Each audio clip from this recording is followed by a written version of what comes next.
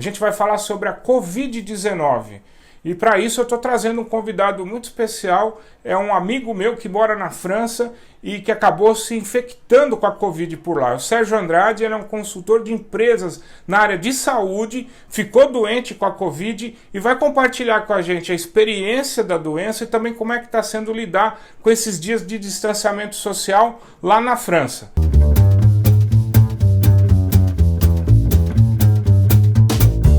Essa introdução é curiosa, né? Eu sou um profissional da área de saúde, sou farmacêutico, bioquímico, moro na França há 2 anos e meio. E eu tenho que confessar uma coisa para você.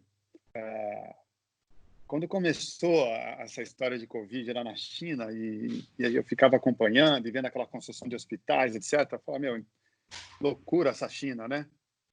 Quando começou a aparecer casos na Europa, eu falei, olha só, algumas pessoas aqui na Europa, mas na minha cabeça eu pensava, meu, isso não vai chegar na gente nunca. E de repente, coincidentemente, no primeiro dia de confinamento, um dia antes do confinamento do Macron, eu comecei a sentir os primeiros, né? Então eu falei, não é possível. Eu achava que era outra coisa, porque eu tive uma dor nas costas terrível. E eu pensava, eu estou sentando errado na cadeira, que era uma coisa assim, eu acordava de manhã que eu não conseguia respirar.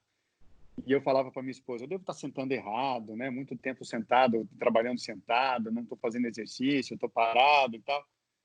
Uma semana depois é que aí eu tive que fazer uma teleconsulta, porque começou a aparecer outros sintomas. E aí na teleconsulta a médica falou, ó, suspeita de coronavírus, vamos acompanhar. Eu falei, não é possível. Na segunda semana que a coisa ficou feia, que aí veio a tosse, eu comecei a ter febre de 38,5, 39 graus, fiquei prostrado, fiquei na cama o dia inteiro, marquei uma segunda consulta, comecei a ter diarreia, inclusive, marquei uma teleconsulta novamente, e aí quando eu descrevi para a médica os sintomas, ela falou, você tem todos os sintomas do Covid, você não é grupo de risco, então não precisa fazer teste, e vamos acompanhar, não tem por que ir para o hospital. Aí eu tenho asma leve, e aí veio a asma. E eu comecei a ter dor, ao mesmo tempo ter dor abdominal. Quando eu comecei a ter uma dor leve abdominal, e eu falei isso para minha médica no Brasil, ela conversou com o pessoal da gastroenterologia, amigos lá da pessoal dela, da HC, o pessoal falou internas, cara, e ela me ligou e falou, Sérgio, nós vamos ter que te internar, a coisa tá séria. Aí eu fiz Isso com 14 dias, mais ou menos. mais ou menos 14, 16 dias. E aí eu fiz a terceira teleconsulta, explicando isso para a médica aqui da França, aqui de Paris. Ela falou, eu vou ter que te encaminhar para o SAMU. Aí eu fiz a entrevista com o SAMU, passei pela triagem lá, que devia ser uma enfermeira, não era um profissional não médico.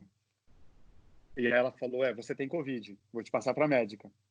A médica fez a entrevista comigo, foi uma coisa muito engraçada, porque a médica falou assim, realmente, você tem o Covid, não dá para fazer teste, porque o teste não é para todo mundo, mas pelos sintomas você tem o Covid, o teu caso é moderado, só que nós não vamos te internar porque você ainda consegue falar. Foi o diagnóstico e o fechamento dela.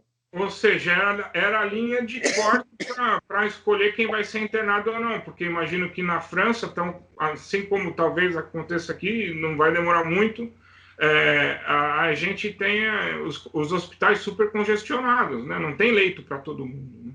Né? Foi exatamente essa. Ela não explicou, mas eu compreendi que era isso, ou seja, como eu conseguia conversar com ela, explicar o que eu estava sentindo, etc., ela entendeu que a minha dor abdominal era leve, ela entendeu que eu não era um caso grave e não precisava de internação. Por exemplo, não estava precisando... O pessoal não tá morrendo por diarreia, mas estão morrendo por complicação respiratória. E ela entendeu que eu não era uma pessoa que precisaria de um aparelho, né? E precisaria de recursos de um hospital. E fiquei em casa, fiquei num dilema. Eu falei, se eu for para o hospital, pode ser que eu não saia. E aí começa a passar um monte de coisa na cabeça, né? Apesar de eu ser um atleta, né? Como diz o nosso presidente, né? Eu sou atleta e manda mensagem para ele, inclusive, sou atleta. Não é uma gripezinha, né, seu Bolsonaro? Pelo amor de Deus, né? Cara, longe de ser uma gripezinha. Desculpa, mas é uma imbecilidade gigante quem fala isso. Cláudio, não tem nada a ver com gripe, cara. embora os sintomas, às vezes as pessoas falam, é parecido, mas o tempo, por exemplo, uma das coisas que, depois que passou essa fase que eu fiquei prostrado aqui, uma das coisas que me pegou é que eu perdi o cheiro e o sabor. 100%. Eu tive 3 dias que eu suava a noite inteira. Mas eu suava assim, a cama acordava molhada. E o curioso é que 3 dias depois foi quando eu fiquei bem. Então eu sinto que eu já estou bem, mas é isso que eu te falei mesmo. E eu recuperei o sabor de várias coisas, mas tem coisas que eu ainda não recuperei. Conta um pouquinho como é que está o dia a dia de quem mora na França ainda, passados mais de 35, 40 dias do início do isolamento. Então, a gente tem visto, assim, a maioria da população tem respeitado o que a gente tem visto. Quando eu saio na rua, por exemplo, eu tenho autorização para andar 1 quilômetro da minha casa, né? Com esse formulário que eu tenho que preencher diariamente. E dizer lá, tem 5 itens lá dizendo qual é a razão. Se eu estou indo para o trabalho e é impossível trabalhar de casa, se eu estou indo para o hospital, para a farmácia, e um deles é que eu estou indo fazer compra. Então, eu tenho que preencher isso toda vez que eu saio, né? Então, as pessoas têm cumprido, eu tenho visto amigos meus cumprindo. Se eu pudesse dar um conselho, fique em casa. Fique em casa. Né? Porque não tem como... acho que essa discussão está rolando aí no Brasil, né? Muito forte, muito forte. Assim, mas não tenho como. Né? Se até o próprio presidente questiona a orientação da equipe médica, né? Acabamos de sair de uma demissão de ministro, enfim. Existe isso, a gente entende também, porque moramos no Brasil, a gente sabe que mais de 90% da população brasileira não tem a poupança, não sabe se o dinheiro vai chegar no final do mês que vem. A gente entende essa pressão, mas é isso que você falou, é lógico, você tem que fazer escolhas, e talvez a escolha mais importante para fazer agora é preservar a vida. Eu acho que falta um apoio, eu acho que o governo tem que proteger a vida em primeiro lugar, obviamente, como o Ministério da Saúde está o tempo todo falando isso, e ao mesmo tempo o governo quer proteger economicamente, que lance medidas mais protetoras para a população para segurar a onda e ajudar as pessoas a ficarem em casa nesse momento de crise, minimamente, né?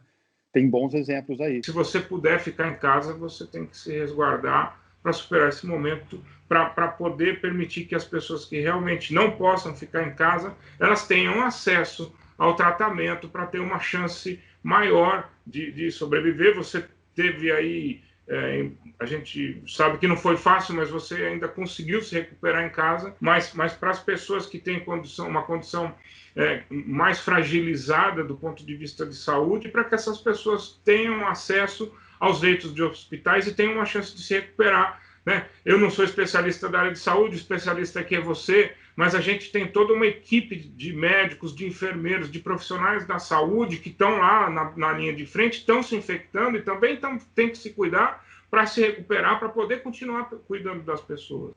Valeu, pessoal.